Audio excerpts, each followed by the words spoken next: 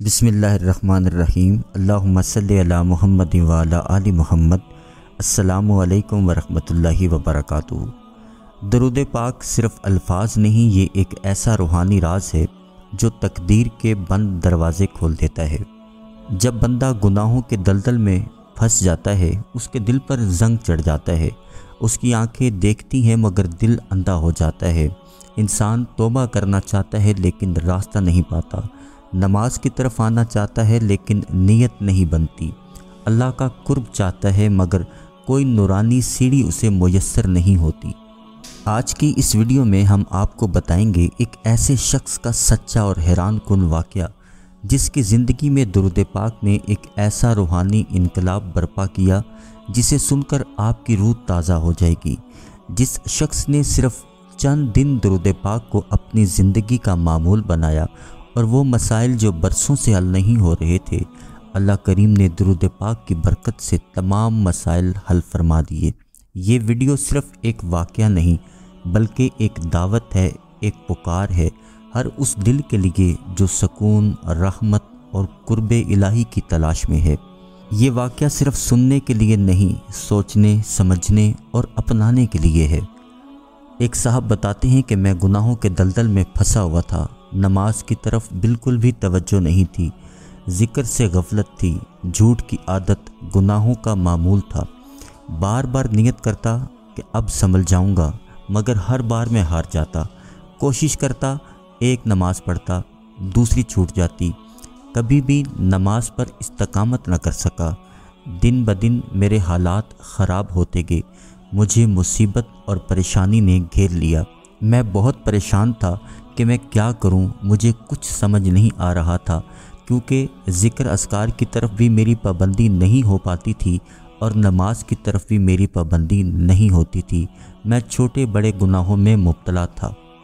फिर एक दिन किसी अल्लाह वाले से मेरी मुलाकात हुई। मैंने उसको अपना मसला बताया कि मेरे ऊपर ये मुसीबत और ये परेशानियां हैं, इसका हल क्या है। उन्होंने मुझे फरमाया कि इंशाअल्लाह अल्लाह के फ़ज़ल से तुम्हारे तमाम मसाइल, मुश्किलात और परेशानियां ख़त्म हो जाएंगी। बस एक काम करना पड़ेगा और मुस्तकिल मिजाजी से करना पड़ेगा। मैंने पूछा, आप हुक्म फरमाएं कि मुझे क्या करना पड़ेगा। तो उन साहब ने अपनी जेब से तस्बीह निकाली और मेरे हाथ में तस्बीह देकर मुझे फरमाने लगे, बस आपने रोज़ाना बावज़ू इस एक तस्बीह पर 100 मरतबा दुरूद पाक पढ़ना है। इंतहाई तवज्जो के साथ, बावज़ू हालत में और इस्तकामत के साथ रोज़ाना 100 बार दुरूद पाक पढ़ना है और 40 दिन तक मुसलसल दुरूद पाक पढ़ना है।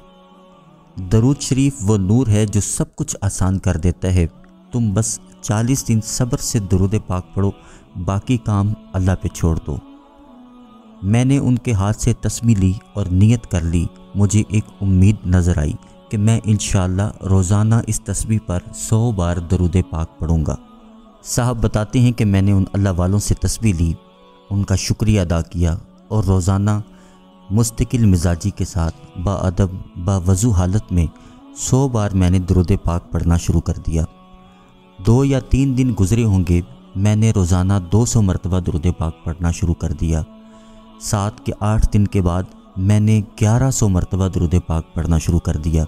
मेरा दिल नरम होने लगा, मुझे सुकून मिलने लगा, मुझे राहत मिलने लगी। एक उम्मीद की किरण मेरे अंदर जागने लगी। 18 या 20 दिन गुजरे होंगे, मेरा नमाज में दिल लगने लग गया। फजर की नमाज अदा की और घर आ गया। ज़ोहर की नमाज का मुझे शिद्दत से इंतज़ार होने लगा। इसी तरह असर के वक्त का मुझे इंतज़ार होने लगा और मगरिब के वक्त मेरी हालत ये थी, मैं बेचैन था कि कब अज़ान हो और मैं नमाज के लिए मस्जिद की तरफ जाऊं। मगरिब के बाद मैं घर नहीं गया, मस्जिद में ही बैठा रहा। जाने क्या ऐसी चीज़ थी जिसने मुझे रोके हुए था।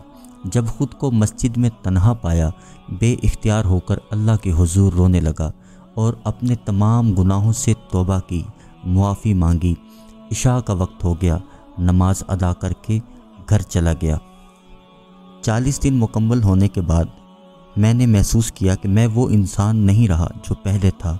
झूठ, ग़ीबत, नज़र की ख़यानत, वक्त की बर्बादी सब मुझसे छूट गया। दिल को सुकून मिला, आँखों को नूर मिला, ज़ुबान को हलावत मिली। زندگی کو مقصد ملا۔ اب میں فجر، ظہر، عصر، مغرب، عشاء ہر نماز باجماعت پڑھتا۔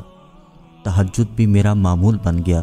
پہلے جو وقت موبائل، ٹی وی اور غفلت میں گزرتا تھا، اب وہی وقت تلاوت قرآن پاک، دعا اور درود پاک میں گزرنے لگا۔ درود پاک وہ راز جو تقدیر بدل دیتا ہے۔ ان صاحب سے کسی نے پوچھا، ایسا کیا عمل کیا جس سے اتنی بڑی تبدیلی آ گئی؟ تو ان صاحب نے صرف 2 لفظ کہے، درود شریف۔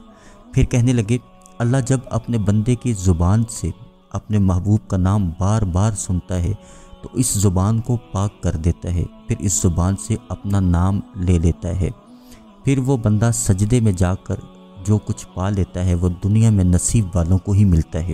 درود شریف زمین پر سب سے مقدس خوشبو ہے۔ درود پاک نہ صرف گناہوں کا کفارہ ہے بلکہ یہ دل کی جمی ہوئی سیاہی کو دھو دیتا ہے۔ یہ وہ خوشبو ہے جو قبر کی مٹی میں بھی مہکتی ہے۔ یہ وہ روشنی ہے جو اندھیرے دلوں کو روشن کرتی ہے۔ یہ وہ رابطہ ہے جو بندے کو سیدھا عرش تک جوڑتا ہے۔